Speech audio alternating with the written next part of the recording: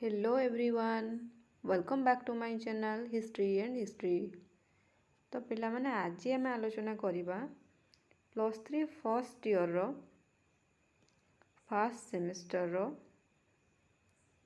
Major paper 1। ये major paper 1 रो आमे काली आलोचना करिथिले केते गुडे इंपोर्टेंट फर्स्ट क्वेश्चन जोड़ा हरप्पा सभ्यतार थिला। आज आम आलोचना करिबा से यूनिट 2 रो थर्ड नंबर जो रही महाजनपद विषय जो तुम 16 महाजनपद रही ता विषय आम जिते सब गुरुत्वपूर्ण क्वेश्चन अच्छी ये भिडियो आलोचना करवा। तो ये भिडियो पे मैंने बहुत भल फीडबैक आछुआ मानकर कमेंट रोचे जे बहुत इनफॉरमेशन एथरो मिलूँ। तो तुम्हें भी ये वीडियो को देख पिला माने तुमको भी माने बुझा पड़ो सब जिनस जदि किसी तुम डाउट हुए तो मत कमेंट्रे जनइब एवं आउ जदि किसी सेमती तुम एकाडेमिक रिलेटेड प्रॉब्लम थाए तो तुम्हें टेलीग्राम ग्रुप रे जॉइन होगी मत एवं व्हाट्सएप ग्रुप रे पचारि पारिबो। माने टेलीग्राम ग्रुप रे भी जॉइन हो पारिबो जदि चाहिबो तुम आम व्हाट्सएप ग्रुप रे भी जॉइन होगी जदि तुम किसी सिलेबस रिलेटेड कि एकाडेमिक रिलेटेड क्वेश्चन थिबो तो पचारि पारिबो। तो चलो डेरी न करी वीडियोटा को स्टार्ट करवा। तो देखो फास्ट क्वेश्चन आम कौन दौची ना महाजनपद कहले कौन बुझाए। देखो ये कौची ख्रीष्टपूर्व षष्ठ शताब्दी रे प्राचीन भारत में गठन होइतिबा बड़ बड़ आंचलिक राज्य बा साम्राज्य गुड़ी को महाजनपद कहुला। यही समय मोट 16टी महाजनपद थिला। तो ये महाजनपद गुड़ी केबे स्टार्ट होता ना देखो कौची ख्रीष्टपूर्व षष्ठ शताब्दी रे एवं एगुड़ा सब कौन थिला ना आंचलिक राज्य बा साम्राज्य गुड़ी को महाजनपद तुमर कहुला। यही समय केतोटी महाजनपद थिला ना 16टी महाजनपद थिला। एथरे बुझीबार किसी नहीं एटा सिंपल जिनस जस्ट पढ़िबो आउ मने रखिबो। 2 नंबर क्वेश्चन कौन कहूची देखो एटा गुरुत्वपूर्ण रही। एठी देखो से तुमको कौन कहूची ना 16 महाजनपद विषय क्यों प्राचीन ग्रंथरू सूचना मिले। यहाँ प्रायतः क्वेश्चन आसे जे जो 16 महाजनपद विषय आम कौथु इनफॉरमेशन पाऊ।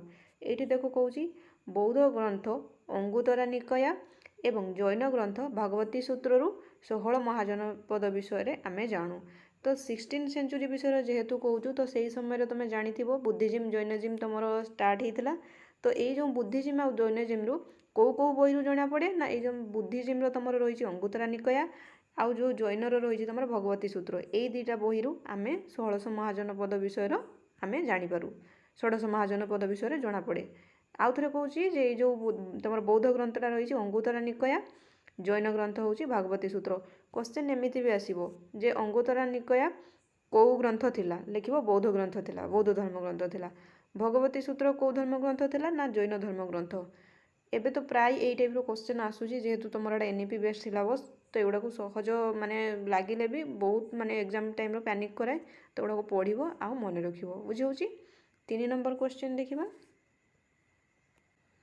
देखो 3 नंबर रे कहूची महाजनपद गुड़िकरे केउ दुई प्रकार शासन व्यवस्था प्रचलित थिला। ये जो महाजनपद गुड़िकरे केउ प्रकार तुम शासन व्यवस्थाटा प्रचलित थिला।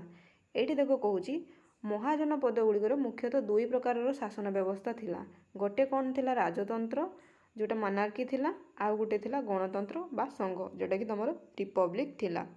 राजतंत्र बा मनार्की जेउठी राजा शासन करुथुले जेमिति कि मगधर राजा थिले सेही भलिया तुम जो रही गणतंत्र बा रिपब्लिक जेउठी एक गोष्ठी द्वारा शासन चलुला यथा तुम भजी जो थिला से जगटा को तुम गणतंत्र शासन करुले। राजतंत्र कहले तुम साधारण भाव में बुझीपारछु जे राजा जो शासन रुए सेटा हूँ राजतंत्र। गणतंत्र बा रिपब्लिक कहले जो समूह गोष्ठी द्वारा शासन चलुला एमती तुम बुझीपारथुबो। तो ये मन रख जे तुम महाजन माने महाजनपद गुड़िकर 2 प्रकार शासन होता गोटे थिला तुम मनार्की आ गोटे थिला रिपब्लिक। मनार्की रे राजा हेड थिले रिपब्लिक रे तुम गोष्ठी समूहर शासन चलीथिला हैला। तापर देखिबा नेक्स्ट क्वेश्चन 4 नंबर देख कहूँ मगध महाजनपदर प्रारंभिक ओ परवर्ती राजधानी नाम कौन थिला। ये जो मगध महाजनपदटा से सबुठार गुरुत्वपूर्ण थिला तो तार प्रारंभिक एवं परवर्ती राजधानी कौन थिला। देखो कहूँ मगधर प्रारंभिक राजधानी नाम थिला राजगृह बा गिरिव्रज एवं परवर्ती समय यार राजधानी पाटलिपुत्र को स्थानांतरित होता। जितेबाला फास्ट मगध महाजनपद स्टार्ट है तार राजधानी कौन थिला ना राजगृह थिला किंतु जितेबाला समय सह परिवर्तन है परवर्ती समय आर राजधानी होगला कौन ना पाटलिपुत्र। मन रखिबो एमिति भी क्वेश्चन आसीबो जे मगधर दुईटा राजधानी विषय कुह तुम जदि मन रखिथिबो राजगृह आ गोटे पाटलिपुत्र तो दुईटा को जाक मन रखिबो दुईटा को जाक लिखिबो बुझाउची 5 नंबर क्वेश्चन देखिबा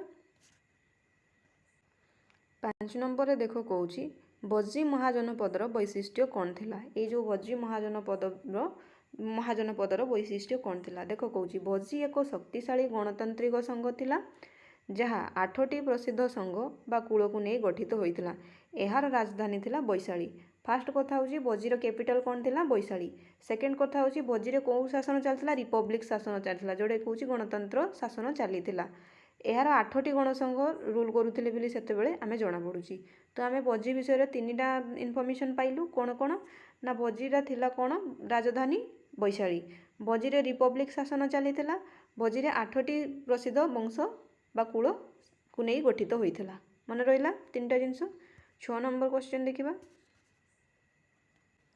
देखो 6 नंबर कहूची दक्षिण भारत में अवस्थित एकमात्र महाजनपद नाम ओ एहार राजधानी लेख माने सबू राजधानी तो अलग अलग जगह लोकेशन करूला किंतु दक्षिण भारत में गोटे एकमात्र तुम महाजनपद थिला एवं तार राजधानी कौन थिला देखो कहूची दक्षिण भारतर गोदावरी नदी कूल अवस्थित एकमात्र महाजनपद नाम थिला आसिका बुझाउची ए आसिकार राजधानी थिला तमर कौन पतली मन रहा दक्षिण भारतर गोटे बोली राजधानी थिला तार ना कौन ना गोदावरी नदी कूल अवस्थित होइथिला तार नाम होची आसिका बा अस्मक एहार राजधानी नाम थिला तमर पतन बा पतली मन रहिबो 7 नंबर क्वेश्चन देखिबा साधारणतः कैपिटल गुड़ा पिला माने मन रखिबो एगुड़ा प्रायतः तुम क्वेश्चन आसे जे ए महाजनपदर कैपिटल कौन थिला मगधर कैपिटल कौन थिला बुझाउची ए टाइप रो ताकू मन रखिबो जेमिति एठी तमे आमे देखिलु जे आसिकार तमर अस्मकर कैपिटल कौन थिला ता तमर पतली बा तोसाली जो जेटा कुहा जाय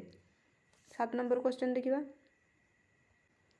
देखो 7 नंबर रे कहूची गांधार महाजनपदर राजधानी कौन थिला एवं एहा काहीके प्रसिद्ध थिला 1600 महाजनपद विषय आम जो आलोचना करूँ प्रायतः तार कैपिटल कौ नदी कूल लोकेट करुँची तार प्रसिद्धि कौन थिला राजा किए थे एगुड़ा ही इंपोर्टाट ना तो ये किसी बुझीबार ही ना बुझाऊँची तो देखो ये कहूँ गांधार महाजनपदर राजधानी कौन थिला एवं यह कहीं प्रसिद्ध थिला देखो ये कहूँ गांधार महाजनपदर राजधानी थिला तुम तक्षशिला यह प्राचीन काल में विश्वर एक प्रमुख शिक्षा संस्कृति एवं वाणिज्यर केन्द्र भाव में प्रसिद्ध थिला तो गांधारर कैपिटल कौन थिला तक्षशिला यह प्राचीन काल में विश्वर एक प्रमुख शिक्षा संस्कृति और वाणिज्य केन्द्र भाव में प्रसिद्ध थिला ए गांधार रे से समय तुम एजुकेशनटा बहुत इंपोर्टाट थिला संस्कृति भी बहुत इंपोर्टाट थिला आ वाणिज्यर मध्य से समय प्रसिद्धि थिला बोली तुम हिस्टोरियन माने कहउचंती बुझाउची तापर 8 नंबर क्वेश्चन को जिबा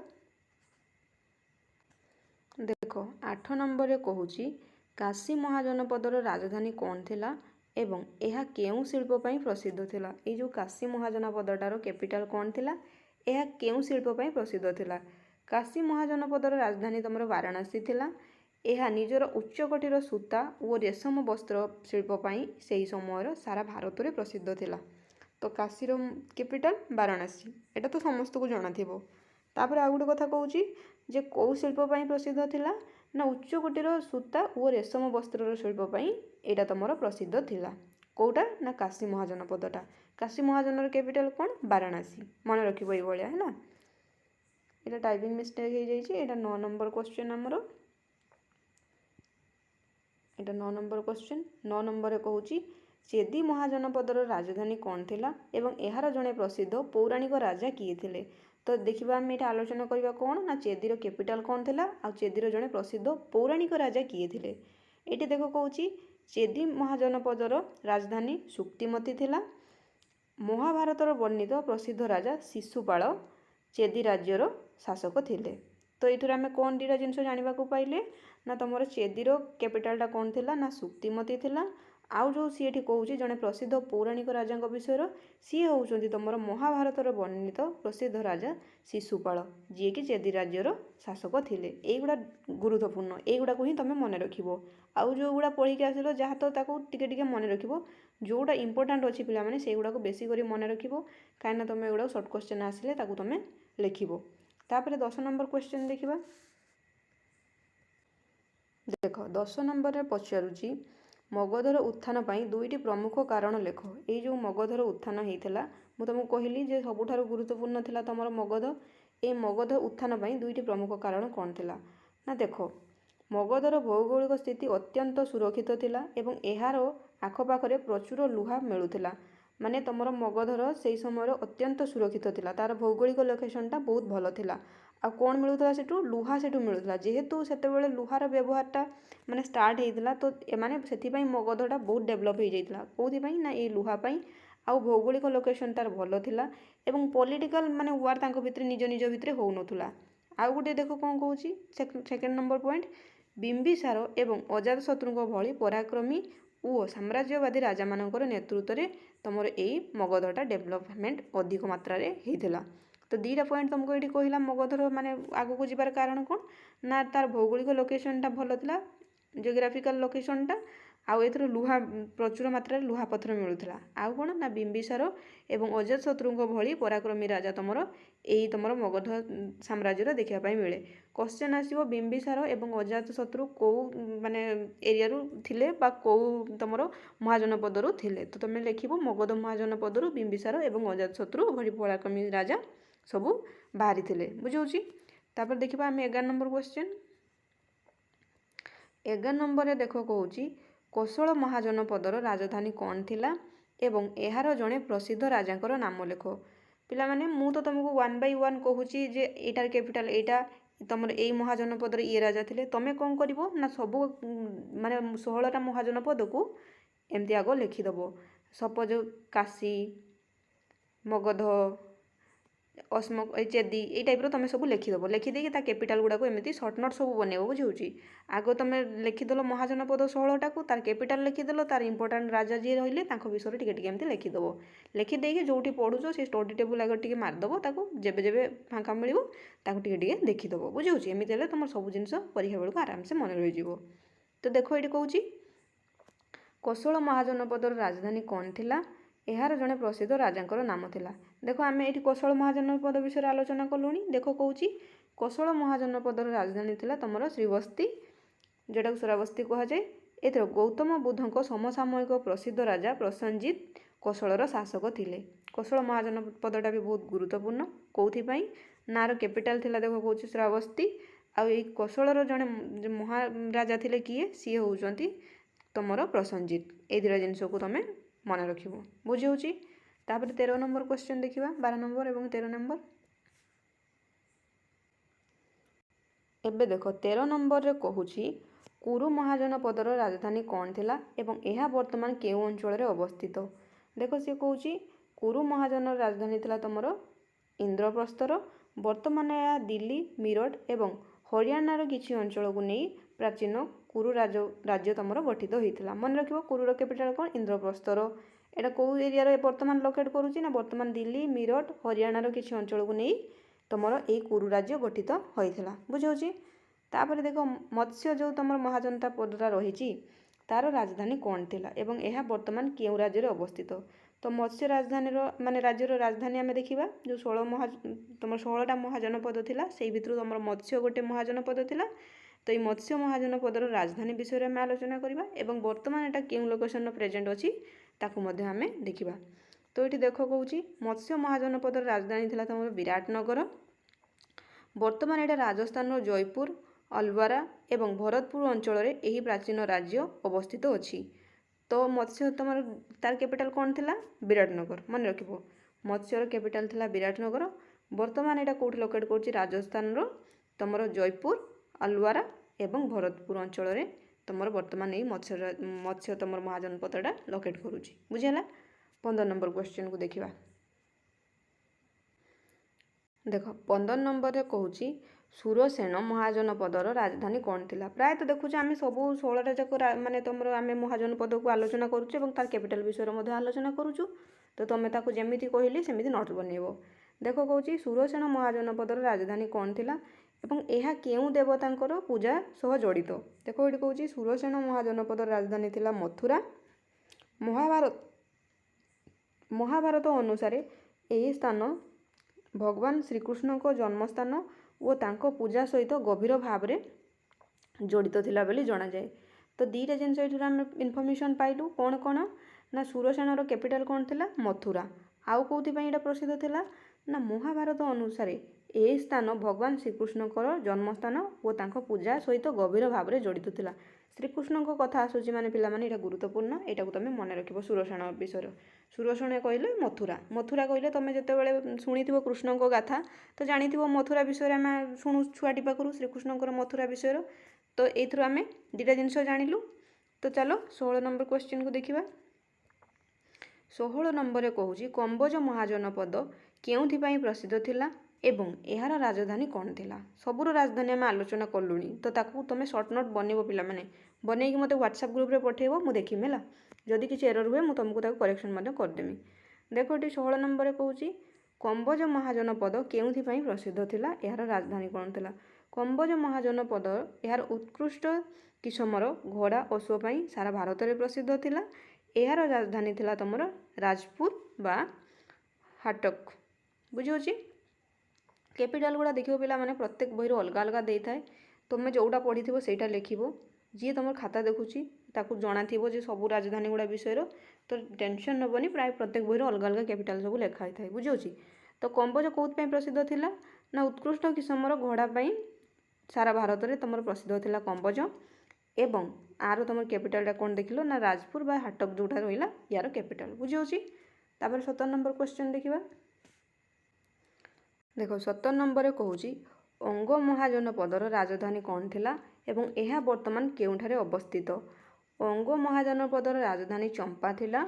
वर्तमान बिहार राज्यर भागलपुर एवं मुंगेर जिला अंचल को नहीं प्राचीन अंगराज्य गठित थिला।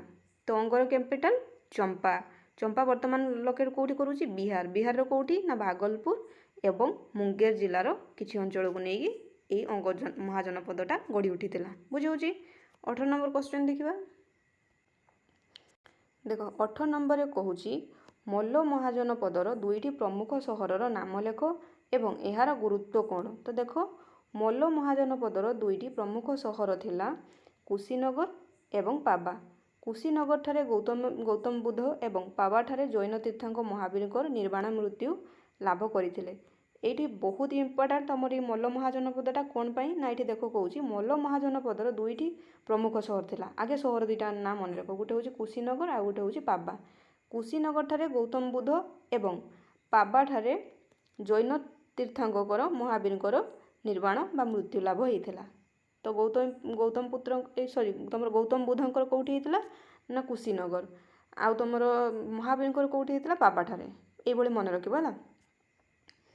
19 नंबर देख कहूँ वत्स महाजनपदर राजधानी कौन थिला एवं एहार जड़े प्रसिद्ध राजांकर नाम लेख। तो देखो वत्स महाजनपदर राजधानी थिला तुम कौशाम्बी।